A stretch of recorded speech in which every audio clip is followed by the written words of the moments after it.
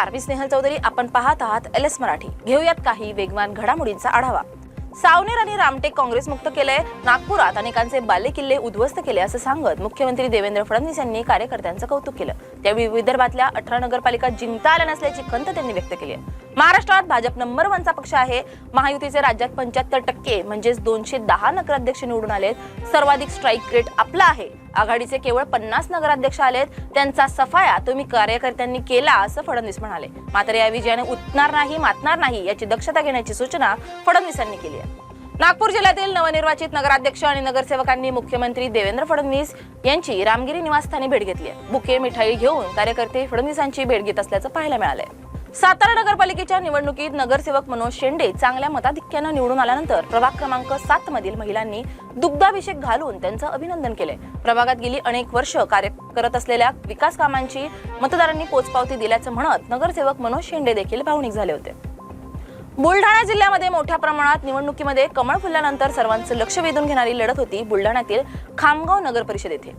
कामगार मंत्री आकाश फुंडकर यांच्या वहिनी या थेट नगराध्यक्ष पदाच्या निवडणुकीच्या रिंगणात होत्या. त्या अपर्णा फुंडकर निवडून आल्यानंतर कार्यकर्त्यांनी उत्साहात तयार केलेली कमळाच्या रथावरची प्रतिकृती सर्वांचं लक्ष वेधून घेत होती. जळगावच्या नशिराबाद मधून निवडून आलेल्या 77 वर्षांच्या जनाबाई रंदे यांचा विजय या निवडणुकीचं वैशिष्ट्य ठरलाय. कार्यकर्त्यांची गळाभेट घेताना त्यांच्या डोळ्यांतील आनंदाश्रूंनी उपस्थितांचेही डोळे पाणावले. त्यांचा हा विजय केवळ राजकीय नसून जिद्द आणि विश्वासाचा विजय मानला जातोय. कोल्हापूरच्या मुरगुडमध्ये विरोधकांनी मोठ्या प्रमाणात पैसे वाटप केल्यानेच आमचं मताधिक्य घटलं असा आरोप शिंदेच्या शिवसेनेचे माजी खासदार संजय मंडलिक यांनी केलाय. मात्र कितीही पैशांचा ढिगारा जरी आला तरी जनता त्याला लाथाडते याचाच अनुभव आलाय असं म्हणत मंडलिक यांनी सांगितलंय. खोपोली नगर परिषदेच्या निवडणुकीत शिवसेना शिंदे गटाचे उमेदवार कुलदीपक शेंडे विजयी झालेत. राष्ट्रवादी काँग्रेस अजित पवार गटाचे उमेदवार डॉ. सुनील पाटील यांचा त्यांनी पराभव केलाय. बुलढाण्याच्या मेहकर नगरपालिकेत पती नगराध्यक्षपदी तर पत्नी नगरसेवकपदी विजयी झालेत. ठाकरेंच्या शिवसेनेचे किशोर गारोळे यांचा 1000 मतांनी विजय झालाय. त्यांनी काँग्रेसचे माजी नगराध्यक्ष कासम गवळी यांना पराभूत केलंय. यंदाच्या निवडणुकीत गारोळे दाम्पत्य आणि बैंडवाल दाम्पत्य विजयी झाले.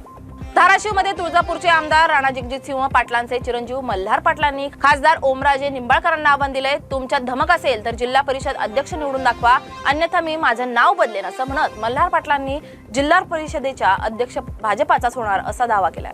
जनतेनं आमच्यावर विश्वास ठेवला त्यामुळेच विजय मिळालाय अशी भावना जयंत पाटील यांनी व्यक्त केली आहे. जी आश्वासनं निवडणूक काळात दिली ती पूर्ण करून दाखवू असा शब्द जयंत पाटील यांनी दिलाय. लातूरच्या रेणापूर नगरपंचायत निवडणुकीत भाजपाच्या उमेदवार शोभा अकनगिरे यांनी एकतर्फी विजय संपादन केलाय. रेणापूर नगरपंचायतीवर दुसऱ्यांदा भाजपाचं कमळ फुलल्याने कार्यकर्त्यांमध्ये उत्साहाचं वातावरण आहे. नगरपंचायत सेवक पदाच्या निवडणुकीत भाजपाने बहुमताचा आकडा पार करत 17 पैकी 10 जागा मिळवल्यात.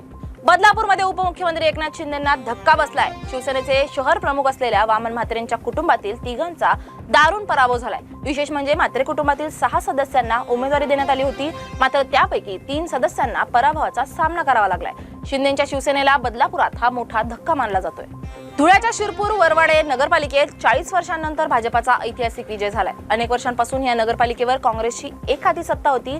यावेळी मतदारांनी स्पष्ट कौल देत भाजपाला बहुमत बहाल केलंय. या विजयामुळे कार्यकर्त्यांनी शहरात जल्लोष साजरा केलाय. लातूरच्या उदगीर निवडणुकीत भाजप राष्ट्रवादी युतीने वर्चस्व गाजवत सत्ता ताब्यात घेतली आहे. आमदार संजय बनसोडे यांच्या नेतृत्वाखाली युतीचा दणदणीत विजय झालाय. नगराध्यक्षपदाच्या लढतीत भाजपाच्या स्वाती हुडे यांनी 10,000हून अधिक मतांनी काँग्रेसच्या डॉ. अंजुम खादरी यांचा पराभव केला. या होत्या काही महत्त्वाच्या वेगवान घडामोडी. पाहत रहा LS मराठी.